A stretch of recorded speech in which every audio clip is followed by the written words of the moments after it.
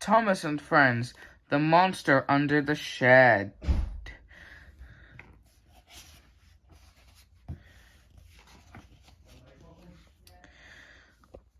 It was a dark, blustery evening at the station, so Tom had closed to the railway early on account of the weather. The engines were waiting for the signal to return to their sheds. "Maybe one of us should tell a story to pass the time," Thomas suggested. The other engines looked pleased with Thomas's idea. "I have the perfect story for tonight," James volunteered with a sly grin. "A long time ago," James began, "there was a brave blue engine who was always eager to help." "Blue engine?" the station master asked one night. "Would you go to the end of the tracks to pick up a coach that was left behind?" "Of course," the brave, eager engine replied, and he set out into the dark, foggy night. But by the time the little blue engine reached the end of the tracks, the fog was so thick he could hardly see anything. "I'll just have to wait until morning," said the engine to himself, and he settled into an old shed for the night. Late that night, the little blue engine woke to a noise coming from below the shed. Creak! He opened his eyes and saw long fingers reaching through him through the floorboards. There was a monster under the shed. Terrified, the little blue engine raced out of the shed, with the horrible engine-eating monster chasing him through the fog.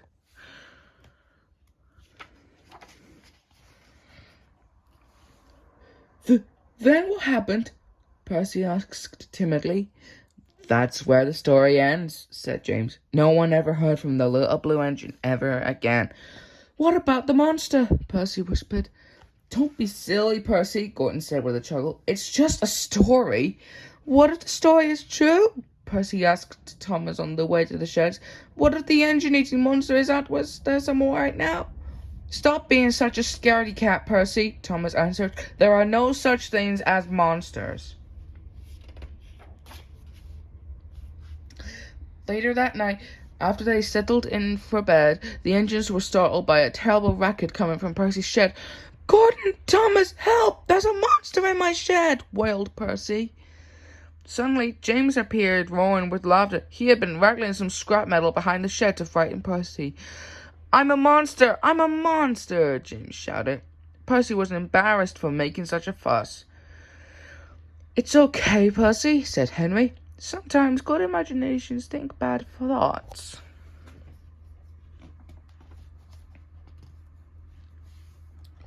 Later that night, Thomas woke with a fright. He heard a strange noise. Scratch, scratch. "Stop it, James!" Thomas yelled.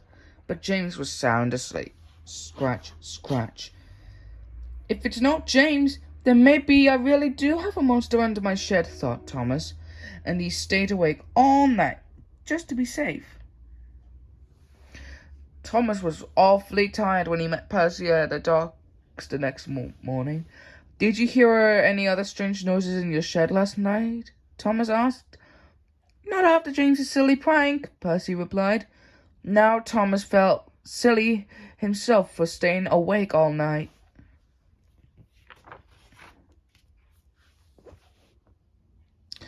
By the middle of the day, Thomas was very sleepy and running behind schedule. Henry pulled up beside him. "You look like you could use some special coal," said Henry. "Oh, I'm just a little tired," Thomas answered. He didn't want to know that he'd been too frightened to sleep. Just then, James sped up on the express track. "What's the matter, Thomas?" he called. "Monsters keeping you up at night?" And James disappeared down the track, laughing loudly.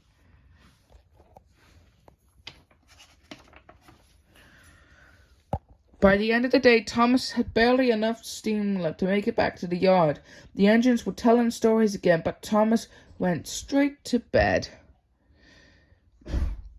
Sometime that night, Thomas woke with a fright. Scratch, scratch.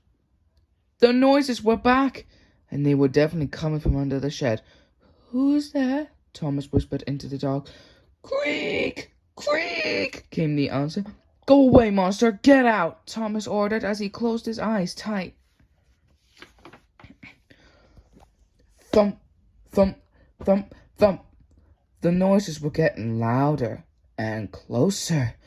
That will surely wake the other engines, Thomas said to himself.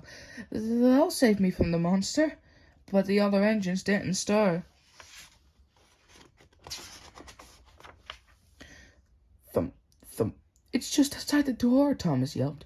There's its head. Help, Gordon, Thomas whispered, but only the monster heard him. Thump, thump, thump, thump. Then the doors of Thomas's shed began to rattle on their hinges. Bang, bang, bang, bang! It's trying to get in, thought Thomas. Then suddenly the banging stopped. Thomas was too frightened to move. He peered into the dark, and there it was, the horrible engine-eating monster. Thomas could see his eyes glowing in the night. Thomas clamped his own eyes shut and screamed. Gordon! Henry! Percy! James! He cried. Save me from the monster! Thomas, Gordon said, laughing. Open your eyes.